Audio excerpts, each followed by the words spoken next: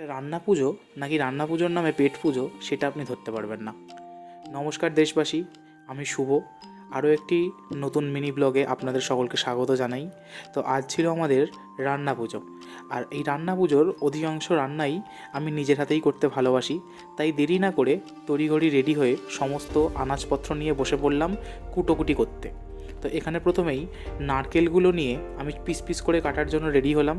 আর এদিকে মা অন্য একটা সবজি বোধহয় চিচিঙে কাটছিল। তো এদিকে একটা একটা করে সবজি কাটা হচ্ছে, আর একটা একটা করে চুবড়ি ফুল হচ্ছে। তো এদিকে চিচিঙে ফুল হচ্ছে, এদিকে করলা ফুল হচ্ছে, আর এদিকে ফাইনালি আমার নারকেলগুলো কাটা কমপ্লিট। তো আমার নারকেল কাটার সাথে সাথে এদিকে মায়ের করলা কাটা, ওদিকে চাল কুমড়ো, এদিকে পটল, প্রায় সবই ফিনিশ। আর এই হলো রান্না পুজোর সবথেকে কঠিনতম কাজ, যেটা হলো চালতা ছাড়ানো, আর যেটা আমাকেই প্রত্যেক বছর করতে হয়। তো ফাইনালি অনেক যুদ্ধের পর এই চালতাগুলোকে আমি সব ঠিকঠাকভাবে ছাড়িয়ে পিস পিস করে কেটে নিয়েছিলাম। সে এক যুদ্ধ ছিল সত্যি। তারপরে আমরা এদিকে গ্যাস ওভেনটাকে রেডি করে নিলাম, আর এদিকে সব কিছু বাসনপত্র আর আনাজগুলো সব সাজিয়ে সাজিয়ে রাখা আছে। তো এবার ফাইনালি মা উনুনটাকে পুজো করে নিচ্ছে। উনুনটা পুজো হয়ে গেলেই আমাদের রান্না শুরু হয়ে যাবে। আর এই হচ্ছে আমাদের উনুন, যেখানে আমাদের সমস্ত ঠাকুরের রান্নাগুলো হবে, আর বাকিটা আমি ওই ওভেনেই করব। আর এদিকে হচ্ছে এইগুলো ওই মাটির হাঁড়ি, যাতে ঠাকুরের ভাত আর ওল সেদ্ধ এই সবগুলো হয়। তো ফাইনালি আমার মা উনুনে এই হাঁড়িটা বসিয়ে দিল এবং উনুন জ্বালতে শুরু করে দিল। তো এদিকে উনুনটা জ্বালা কমপ্লিট হওয়ার পরেই আমি তবে ওদিকে গ্যাসটা জ্বালতে পারবো। ফাইনালি মা এই উনুনটাকে জ্বালিয়ে নিল, আর এদিকে উনুনটা জ্বালানোর পরেই আমি এদিকে ভাজাভুজি করবো বলে কিছু মশলা এখানে রেডি করে নিলাম। মশলাগুলো রেডি করার পর আমিও আমার ওভেনটাকে জ্বালিয়ে নিলাম। তো এই ওভেনে আমিই রান্না করব। তো এইখানে প্রথমে কড়া দিয়ে তাতে একদম ভর্তি করে তেল দিয়ে দিলাম, যাতে সব ভাজাভুজিগুলো খুব সুন্দর হয়। তো প্রথমেই পালা হচ্ছে আলু ভাজা। তো প্রথমেই আলু ভাজাগুলোকে আমরা একটু ম্যারিনেট করে নিয়ে আলু ভাজাগুলোকে তেলে ছেড়ে দিলাম। এবার ওর মতো হতে থাকুক। দিয়ে তারপরে আমরা এখানে বেগুনটাকে রেডি করে নিলাম ভাজার জন্য।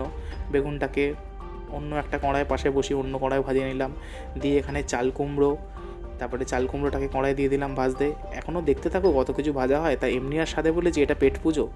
দিয়ে এখানে কাঁচকলাগুলো ভাজা হচ্ছে, কাঁচকলার সাথে একটা বেগুন ছিল, সেটা দেখতে পাইনি। দিয়ে এখানে কুমড়োগুলো ভাজা হচ্ছে। কুমড়োর পর এখানে পটলগুলোকে ম্যারিনেট করে রেডি করা হচ্ছে ভাজার জন্য। এখানে ঢ্যাঁড়স ভাজা হচ্ছে, আর এখানে সব মোটামুটি ভাজা হয়ে সব একটা থালা ফুল হচ্ছে। দিয়ে এখানে শাক ভাজার প্রিপারেশান চলছে। এখানে চিচিঙে ভাজা, এখানে করলা ভাজা, আর রান্না পুজোর সবথেকে ফেভারিট নারকেল ভাজা। রান্না পুজোর আর একটা ফেভারিট পদ, যেটা হলো টক। সেই টকের জন্য আমি এখানে তেঁতুলগুলোকে ভালো করে জলে ধুয়ে নিচ্ছিলাম, আর ভালো করে তেঁতুলটাকে গুলে নিচ্ছিলাম। তারপর এখানে টকটা বসে গেল। ফাইনালি অনেকটা রাত হয়ে যাওয়ার পর আমাদের প্রায় সমস্ত রান্নাই শেষ। আর সারাদিন রান্না করে যথেষ্ট গরম হচ্ছিলো, যথেষ্ট ঘাম দিচ্ছিলো, তাই তাড়াতাড়ি শুয়ে পড়লাম। আর এইখানে সমস্ত রান্নাগুলো রেডি করে রাখা আছে। এবার পরের দিন আবার সকালবেলা ভোর ভোর উঠে স্নান করে রেডি হয়ে গেলাম, কারণ সেদিন ছিল মনসা পুজো, বিশ্বকর্মা পুজো। তো এখানে মা সকালবেলায় উঠে দেখি মনসা পুজোর সমস্ত জোগাড়গুলো করে নিচ্ছে, কারণ কিছুক্ষণের মধ্যেই ব্রাহ্মণ ঠাকুর এসে যাবে। এবার ব্রাহ্মণ ঠাকুর এখানে এসে অলরেডি মনসা পুজো শুরু করে দিয়েছে।